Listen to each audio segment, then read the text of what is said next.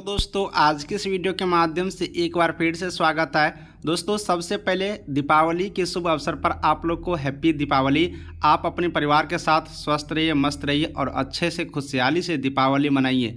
इसी दीपावली के शुभ अवसर पर बिहार स्वास्थ्य विभाग की तरफ से और कहिएगा तो भारत सरकार की तरफ से एक और नई पहल शुरू की गई है जो कि आपके लिए भी जानना ज़रूरी है। चलिए डिटेल्स में हम जानकारी जो देने वाले हैं, इसमें सबसे पहले आपको कि इन सभी को होगा ज्वाइनिंग, यानी कि कुछ कैंडिडेट ऐसा है जिसको एक जगह फिक्स करके ज्वाइनिंग दिया जाएगा। बहुत ही अच्छी खबर है, बिल्कुल रूप से बहुत ही अच्छी खबर है, सबके लिए जानना ज़रूरी है। और चलिए हम ये जो जानकारी है टोटल ऑफिशियल टाइप की जो एक जानकारी निकल कर सामने आ रही है उस पर लेकर चलते हैं और पूरी करते हैं कंप्लीट जानकारी को। तो मेरे प्यारे दोस्तों, हम आ चुके हैं नोटिफिकेशन पर। ये नोटिफिकेशन आज के पेपर के माध्यम से पढ़ सकते हो, या फिर अगर आपने आज का ऑफिशियल वेबसाइट पर जाओगे तो वहाँ पर भी ये नोटिफिकेशन जारी कर दिया गया। इसमें क्या डिटेल्स में दिया गया हम आपको दिखाते हैं। सर्विलेंस सेंटर से संक्रामक बीमारियों की होगी निगरानी। अब दोस्तों पूरे राज्य के अंतर्गत जितने भी भारत देश हैं सभी राज्य के अंतर्गत सर्विलेंस सेंटर खोले जा रहे हैं जहां पर कोई भी संक्रामक बीमारी की निगरानी वहां से किए जाएंगे। तो ये तो एक अच्छी पहल है। और भी नीचे चलिए आपको हम दिखाते हैं स्वास्थ्य विभाग की एक नई खबरें। यहाँ पर कोविड के बाद बढ़ती अलग अलग बीमारियों को देखते हुए केंद्र सरकार ने सभी राज्यों को अपने प्रदेश में एक सर्विलेंस सेंटर बनाने का सुझाव दिया। जैसे कि कोविड-19 का यहाँ पर जो शुरुआत हुआ था, अब उसके बाद अलग अलग बीमारी अब विभिन्न प्रकार की आ रही है जो संक्रामक टाइप के होते हैं।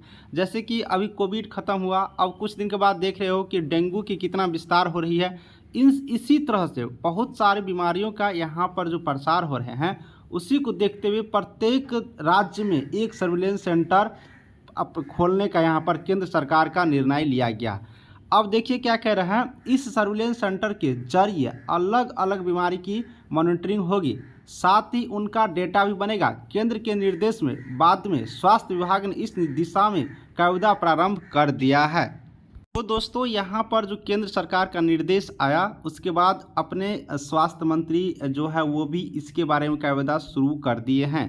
अब नीचे चलिए और भी नई खबर है। इसमें ये बताया जा रहे हैं कि केंद्र सरकार का निर्देश नगर निगम क्षेत्र में सर्विलेंस सेंटर बनाने की है। यानी केंद्र सरकार का जो निर्देश है वो नगर निगम क्षेत्र में सर्विलेंस सेंटर बनेंगे। इस सेंटर के लिए रेंट फ्री स्थान की आवश्यकता है, कोई रेंट नहीं देना है। इसके अलावा इस सेंटर में, अब यहाँ से थोड़ा देखिएगा, इसके अलावा इस सेंटर में एक नोडल पदाधिकारी होंगे, एक माइक्रोबायोलॉजिस्ट होंगे, एक इप्टोमोलॉजिस्ट होंगे और एक डाटा मैनेजर और एक ऑपरेटर की प्रतिनियुक्ति भी किए जाएंगे। यानी इन सभी कर्मचारियों पदाधिकारियों को यहाँ पर प्रतिनियुक्ति किए जाएंगे सर्विलेंस सेंटर के अंतर्गत। अब नीचे चलिएगा तो और आपको हम कुछ दिखाएंगे।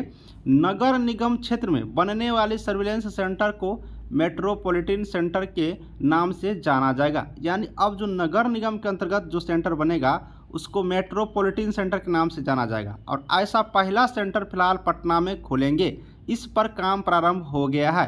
पटना के लिए स्थापित होने वाले सेंटर के लिए विभाग ने डॉक्टर जेवा की प्रतिनियुक्ति कर दी। यानी अब देख सकते हो ये जो पहल है जो यहाँ पर सर्विलेंस सेंटर खुलने का, सबसे पहला सेंटर फिलहाल पटना में होगा और इसके लिए जेवा की भी प्रतिनियुक्ति कर दिया गया। डॉक्टर जेवा की प्रतिनियुक्ति किए गए कि आप इस सेंटर को आगे बढ़ाइए। तो दोस्तों ये बहुत ही बड़ी यहाँ पर पहल है कि हमारे यहाँ मेट्रोपॉलिटन सर्विसेज सेंटर यहाँ पर खुलने वाली है। और इस मेट्रोपॉलिटन सर्विस सेंटर खुलने से यहाँ पर बहुत ही ज़्यादा बिल्कुल एक स्थान से कई बीमारियों को चयन किया जाएगा। आवश्यकता पदाधिकारियों को कर्मचारियों को चयन कर उनकी प्रतिनियुक्ति सुनिश्चित की जाएगी। यानी कि बिल्कुल रूप से ये एक नई पहल है जहां पर आपको कर्मचारियों की प्रतिनियुक्ति उनकी सुनिश्चितता की जाएगी। विभाग के अनुसार सर्विलेंस सेंटर से जिले में किसी प्रकार की बीमारी फैलने पर उनकी मॉनिटरिंग भी होगा। मुख्यालय को रोग के कारण बचाने के उपाय हो जाएंगे। यानी दोस्तों ये जो सर्विलेंस सेंटर है, फाइनली देखिएगा, ये जो सर्विलेंस सेंटर खुलेगा मेट्रोपॉलिटन नाम से,